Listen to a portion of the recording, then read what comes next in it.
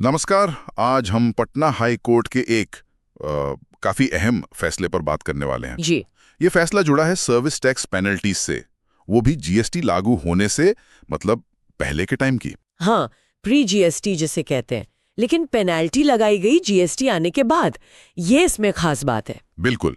और हमारे पास इसी पर कुछ जानकारी है जिस पर हम आज थोड़ी गहराई से चर्चा करेंगे। जी। देखिए, सबसे बड़ी बात शायद यह है कि हाई कोर्ट ने बिल्कुल साफ कर दिया है कि भाई, अगर मामला जीएसटी आने से पहले का है तो उस पर आप जीएसटी कानून के तहत पेनल्टी नहीं लगा सकते। हाँ, ये बहुत क्लैरिटी देता है और यकीनन कई लोगों के लिए ये एक बड़ी राहत की खबर होगी। सही बात है। चलिए तो फिर समझते हैं कि ये पूरा मामला है क्या असल में। बिल्कुल।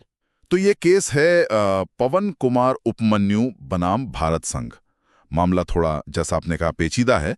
साल 2016-17 की बात है। हाँ, यानी जीएसटी से पहले का वक्त। उसी वक्त की सर्विस टैक्स से जुड़ी कोई कथित देनदारी थी और उसके लिए पेनाल्टी लगा दी गई 2023 में। और वो भी सीजीएसटी एक्ट के तहत, मतलब नया जीएसटी कानून इस्तेमाल करके। हाँ, यही सारा पेच है। बिल्कुल। और यहीं से याचिकाकर्ता पवन कुमार उपमन्यु की दलीलें शुरू होती हैं। उन्होंने पटना हाईकोर्ट में जो कहा वो काफी सीधा था। सबसे पहली बात कि जिस वक्त का ये मामला है 2016-17, उस वक्त तो भारत में जीएसटी कानून था ही नहीं। हाँ, वो तो जुलाई 2017 में आया था। जी। तो जब कानून ही नहीं था तो उसके तहत पेनल्टी कैसे लग सकती है? ये उनका पहला और सबसे मजबूत पॉइंट था। ये तो वहाँ काफी सीधा तर्क है। और भी कुछ कहा उन्होंने? हाँ, उनकी दूसरी दलील भी मतलब काफी वजनदार थी। उन्होंने बताया कि वो जो सेवाएं दे रहे थे ना, वो निःशुल्क एवं अनिवार्य शिक्षा अधिनियम 2009 के तहत आती थीं। अच्छा, मतलब एजुकेशन सर्विसेज। हाँ, एक तरह से शिक्षण से जुड़ी सेवाएं। और ये उस समय के सर्विस टैक्स कानून के हिसाब से टैक्स से मुक्त थीं, मतलब एग्जेम्प्ट कैटेगरी में थीं। हो, तो मतलब न सिर्फ कानून वो वाला लागू नहीं होता, बल्कि पुराने कानून के तहत भी वो टैक्स के दायरे से बाहर थी। सही पकड़ा, बिल्कुल। इसीलिए उनकी तीसरी दलील यही बनी कि जब घटना के वक्त जीएसटी था ही नहीं और सेवाएं वैसे भी टैक्स फ्री थीं, तो फिर 2023 में आके सीजीएसटी एक्ट में पेनल्टी लगाना मतलब किसी भी तरह से सही नहीं है, गैर कानूनी है। अच्छा, लेकिन यहाँ एक और बात सामने आई। उनके वकील ने कोर्ट में एक पुराने केस का भी जिक्र किया था, कनक ऑटोमोबाइल्स वाला। हाँ, बिल्कुल। कनक ऑटोमोबाइल्स प्राइवेट लिमिटेड बनाम भारत संघ। ये एक बहुत ही मिलता जुलता मामला था और उसमें भी हाईकोर्ट ने टैक्स पेयर को राहत दी थी। तो ये तो उनके केस के लिए काफी मददगार साबित हुआ होगा। हाँ, बहुत ज्यादा।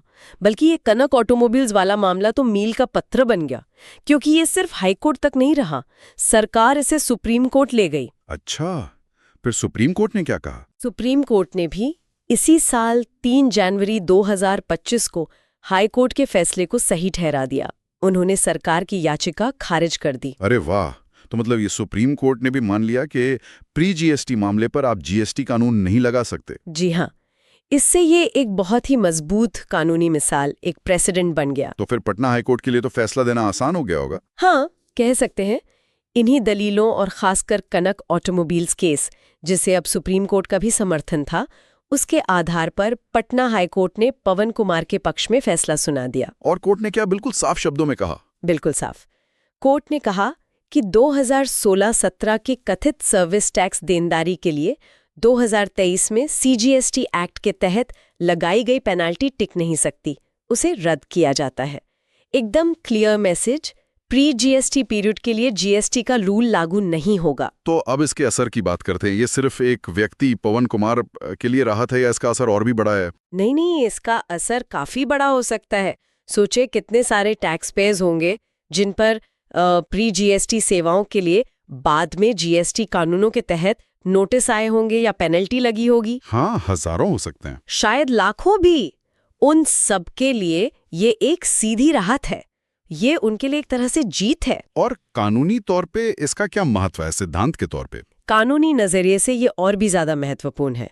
ये फैसला कानून के एक बहुत ही बुनियादी सिद्धांत को मजबूत करता है, जिसे हम कहते हैं non retrospective application of law. यानी कानून पिछली तारीख से लागू नहीं हो सकता। बिल्कुल। सीधा सा मतलब है कि कोई भी कानून जिस तारीख को बनता है वो उसी तारीख से या उसके बाद के मामलों पर लागू होता है। आप उसे पीछे जाकर मतलब रेट्रोस्पेक्टिवली लागू नहीं कर सकते। ये न्याय का एक बुनियादी सिद्धांत है। हाँ, ये तो बहुत जरूरी बात है। मतलब आप पर उस नियम के तहत कार्रवाई नहीं हो सकती जो उस समय था ही नहीं जब आपने वो काम किया। एग्जैक्टली ये सिद्धांत यही सुनिश्चित करता है कि लोगों को पता हो कि आज के कानून क्या हैं और उन्हें बाद में बदले हुए कानूनों का डर ना सताए।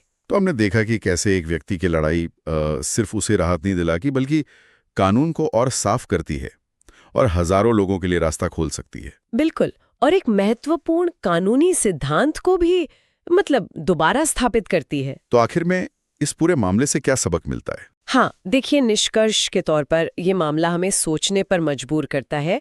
जब जीएसटी जैसे इतने बड़े टैक्स सुधार देश में आते हैं, जो जरूरी भी होते हैं, तो जाहिर है एक ट्रांजिशन पीरियड होता है पुराने और नए कानूनों के बीच। हाँ, टकराव तो होगा ही। हाँ, ऐसे विवाद उतना स्वाभाविक है। ये केस दिखाता है कि ऐसे संक्रमण काल के लिए कितनी साफ, स्पष्ट कानूनी प्रक्रियाओं की जरूरत है, न्यायपूर्ण समाधानों की जरूरत है। दिक्कतें कम से कम हो, लोगों को परेशानी न हो। बिल्कुल सही कहा। ये सोचने वाली बात है कि सिस्टम को और कैसे बेहतर बनाया जा सकता है। चलिए, आज की चर्चा यहीं समाप्त करते हैं। धन्यवाद। धन्यवाद।